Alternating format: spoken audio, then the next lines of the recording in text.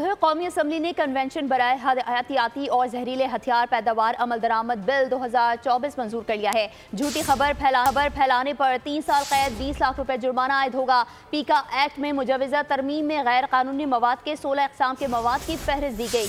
PTI का इजलास में एहतजाज एजेंडे की कॉपियां फाड़ डाली, ऐवान से वॉकआउट किया।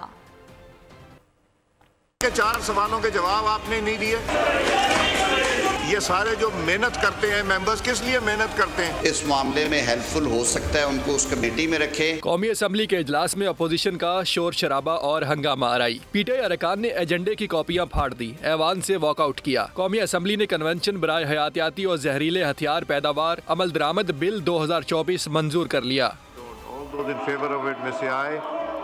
All those against it may say no. I think ayes have it. Consequently, motion is adopted. Paika act में तरमीम पेश। झूठी खबर फैलाने पर 3 साल कैद 20 लाख रुपए जुर्माना होगा। पैका एक्ट में मुजवजा तरमीम में गैर कानूनी मवाद 16 अक़साम पर मुश्तमिल है। गैर कानूनी मवाद में गुस्ताखाना मवाद, फिरका वाराना मुनाफरत को हवा देना, फोहश मवाद, कॉपीराइट की खिलाफ वर्जी, जराइम या दहशत गर्दी की हौसला अफजाई शामिल है। तरमीम में FIA साइबर क्राइम विंग खत्म, national cyber crime investigation agency कायम होगी। साइबर क्राइम के तमाम दफातर और मुकदमात एजेंसी को मुंतकिल हो जाएंगे। 1898 का मजमुआ ज़ाबिता फौजदारी तरमीमी बिल 2024 कौमी असम्बली में पेश कर दिया गया।